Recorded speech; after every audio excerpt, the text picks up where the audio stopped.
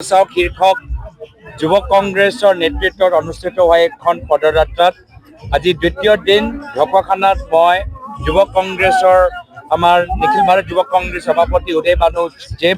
লগতে আমাৰ অসমৰ যুৱ কংগ্ৰেছ সভাপতি জুবেৰ আনাম আৰু তেখেতৰ সতীৰ্থসকল মিতেন্দ্ৰ যাদৱ আৰু বিভিন্ন আমাৰ দলৰ সতীৰ্থৰ লগত আজি ঢকুৱাখানাত আমি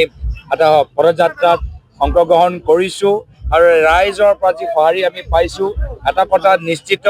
যে ৰাইজে 10 বছৰ এইখন চৰকাৰৰ তেওঁলোকৰ অপশাসন অহংকাৰ অত্যাচাৰ আৰু সিন্ডিকেটৰ প্ৰতি লোভ ধন আৰু মাটিৰ প্ৰতি লোভ তেওঁলোকে দেখা পাইছে ৰাইজে গম পাই গৈছে যে এইখন চৰকাৰ থাকিলে আজি জাতিটো সুৰক্ষিত হৈ নাথাকে কোনো অসমীয়া মানুহৰ মাটি সুৰক্ষিত হৈ নাথাকে সকলোৰ আজি এটাই আকাংক্ষা যে কেনেদৰে বিজেপি চৰকাৰক আঁতৰাই আমি যিদৰে আগতে প্ৰায়তঃ তৰুণ গগৈদেৱৰ দিনত প্ৰত্যেক জনগোষ্ঠী প্ৰত্যেক জনজাতি আত্মসন্মান সহকাৰে থাকিব পাৰিছিল একে আত্মসন্মান সহকাৰে অসমত থাকিবলৈ বিচাৰে আৰু সেইকাৰণে কংগ্ৰেছৰ নেতৃত্ব চৰকাৰ হোৱাটো নিশ্চিত 10 বছৰ ৰাইজে বিজেপিক দিলে কিন্তু এই 10 বছৰ বিনিময়ত দেখা পালে যে মুখ্যমন্ত্ৰী আৰু তেখেতৰ ঘৰৰ পৰা কেনেদৰে অসমৰ সিন্ডিকেটবোৰ নিয়ন্ত্ৰণ হৈ থাকিলে আৰু বিভিন্ন জনগোষ্ঠী জনজাতিৰ মাটি ভূমিপুত্ৰ হাতত দিয়াতকৈ বাহিৰগত মানুহক দিয়া গৈছে আপোনালোকৰ চৰকাৰ আহিলে বিজেপিয়ে যিবোৰ আঁচনি এতিয়া দি আছে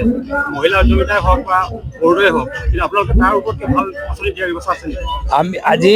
বিজেপি যিবোৰ আঁচনি দি আছে তাত যথেষ্ট কেলেংকাৰী যিসকলে পাব লাগে নাই পোৱা সকলোৱে MLA ওচৰত যাব লাগে আমাৰ যেতিয়া আঁচনি আহিব আমি MLA ওচৰত যোৱা এই প্ৰক্ৰিয়াটো বন্ধ কৰিম যি দুখীয়া তেওঁলোকেহে পাব আৰু লগতে বিজেপিয়ে আঁচনি দি বাকী একো কাম কৰা নাই আজি চৰকাৰী স্কুলবোৰ বন্ধ হৈ গ'ল প্ৰাইমেৰী স্কুল বন্ধ হৈ গ'ল আজি আমাৰ অসমৰ চৰকাৰ কিমান ঋণৰ বোজা লৈছে সকলোৱে জানে আজি তাৰিখৰ যুৱকসকলে আজি মদ ধৰিবলৈ আৰম্ভ কৰিছে ড্ৰাগছৰ বেমাৰত পৰি গৈছে তো তেওঁলোকৰ পৰা আমি উদ্ধাৰ কৰিম ডাঙৰ ঠিকাদাৰবোৰ চব কাম পাইছে সৰু ঠিকাদাৰ একোৱে কাম পোৱা নাই থলুৱা উদ্যোগ একোৱে খোৱা নাই চব বাহিৰৰ মানুহৰ উদ্যোগৰ কাৰণে মাটি 1 টকা 1 বিঘাত দি আজি মুখ্যমন্ত্ৰী আমাৰ থলুৱা উদ্যোগৰ কাৰণে একো জেগা ৰখা নাই তো আমি আঁচনিৰ লগত আমাৰ অসমৰ বাস্তৱিক সমস্যা আমি সমাধান কৰিম আৰু পুনৰবাৰ যিদৰে অসম এটা সময়ত ভাৰতৰ অৰ্থনৈতিক অৱস্থাত এটা গুৰুত্বপূৰ্ণ ভূমিকা লৈছিল আজি আগন্তুক দিনতো একে সেই স্থান আমি অসমখন ভাৰতৰ শীৰ্ষ ৰাজ্যৰ ভিতৰত আমি লৈ যাম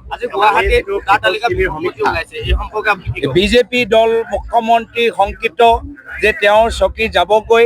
ৰাইজ একত্ৰিত হৈছে খিলঞ্জীয়া মানুহ জনজাতি মানুহবোৰ